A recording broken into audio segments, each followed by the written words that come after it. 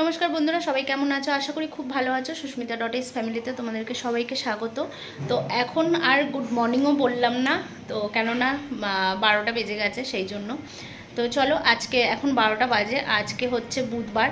আমি ব্লগটা এখন এখান থেকে শুরু করতাম না। আজকে একটা দুটো নতুন জিনিস বানাবো, রেসিপি আমি করব আজকে। তো সেই জন্য তোমাদের সঙ্গে শেয়ার করব বলে আজকে তোমাদের সামনে। তো এখানে মা বসে আছে, সব জোগাড়জাটি করে নিয়েছি। চলো, সবসময় তো আমরা চিকেন খাই, চিকেনটা সবসময় একরকমভাবেই খেতে ভালো লাগে না। তো ভাবলাম আজকে একটু অন্যরকমভাবে করব, সেটাই তোমাদের সঙ্গে শেয়ার করব।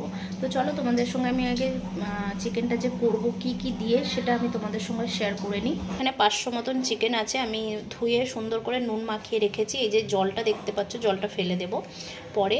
আচ্ছা, কিভাবে কি করব সেটা তোমাদেরকে দেখাই। এখানে হচ্ছে পেঁয়াজ বাটা, এইটা এখানে হচ্ছে টক দই, এটা হচ্ছে আদা আর রসুন বাটা, আর এটা হচ্ছে ধনেপাতা বাটা। তো কড়াই তেল দিয়ে দিয়েছি, এখানে কড়াটা তো তেলটা গরম হয়ে গেছে। সবার আগে আমি একটু কিছুটা পেঁয়াজ আমি ভেজে নেব।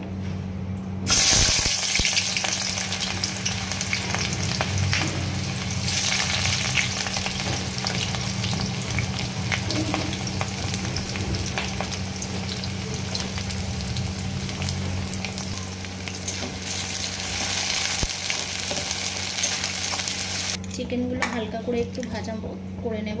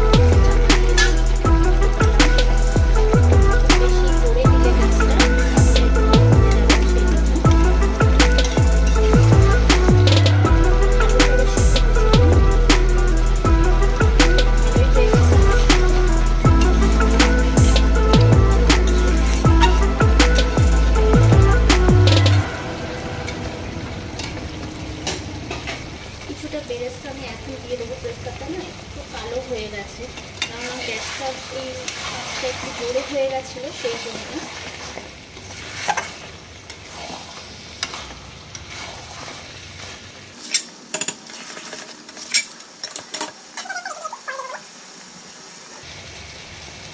চলো এবারে মেন উপকরণটা দেওয়া যাক, ধনেপাতার পেস্ট।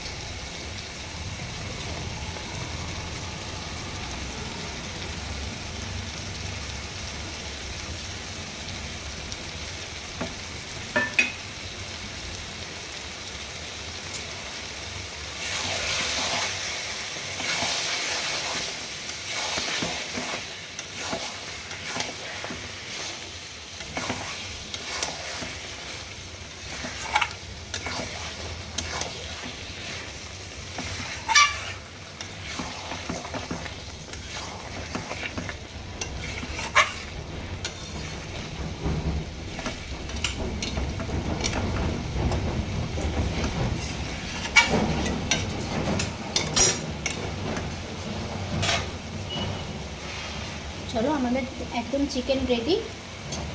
এবারে অল্প একটু গরম মশলা দিয়ে দেবো। এটা বেশিক্ষণ আমি ফোটাবো না, কেননা তাহলে ধনেপাতার যে গন্ধটা, সেন্টটা সেটা চলে যাবে। তো সেই জন্য কিছুটা গরম মশলা দিয়ে দিলাম, দিয়ে এবারে আমি গ্যাসটা বন্ধ করে দেবো। তো চলো আমাদের পুরো সুন্দর একটা চিকেন রেডি হয়ে গেছে। তো এটা আমি এখন খানিকক্ষণের জন্য চাপা দিয়ে রেখে দেবো, যাতে সেন্টটা সুন্দর থাকে, ধনেপাতার যে একটা সুন্দর একটা গন্ধ সেটা থাকবে চিকেনের মধ্যে। তো চলো এখন এটা খানিকক্ষণ ঢাকা দেওয়া থাক। একটু পরে এটাকে আমি একটা পাত্রে ঢেলে নেব। তো দেখো ঢেলে নিয়ে সুন্দরভাবে ডেকোরেশন করে দিয়েছি গ্রিন মশালা চিকেন। অবশ্যই কমেন্টে জানিও কেমন হয়েছে। আর সন্ধ্যা থেকে আর কোনো ব্লগ করিনি, শরীরটা ভালো নেই, আর এর শুধু অবস্থা। কি করছে সেগুলো? সবার রাখো। কে এসছে? কে এসছে? হ্যাঁ জামাই। এই কি তো একেবারে জামাই। দেখো একদম সেভিং ফেপিং করে দাড়ি ফাড়ি কেটে একদম ছোট বাচ্চা হয়ে গেছে। হ্যাঁ আরেকটুখানি আমি বলেছিলাম একদম ছোট ছোট করতে। মাথা নিচু করো। এই আগে যেরকম কাটতে এইগুলো নেই একদম। না না ওরকম কাটলে কাটা যাবে না। তো চলো তোমাদের দাদাভাই চলে এসছে, মেয়ে ওদিকে খেলছে। আজকে আমি রান্নাবান্না কিছুই করিনি রাত্রেবেলা, তো আমরা খাওয়া দাওয়া করে নেবো। খাবার নিয়ে এসছে। আর মাম এবারে গোছাও চলো। তো চলো আজকে ব্লগটা এখানেই শেষ করছি। ভালো লাগলে লাইক কমেন্ট শেয়ার সাবস্ক্রাইব করে দিও।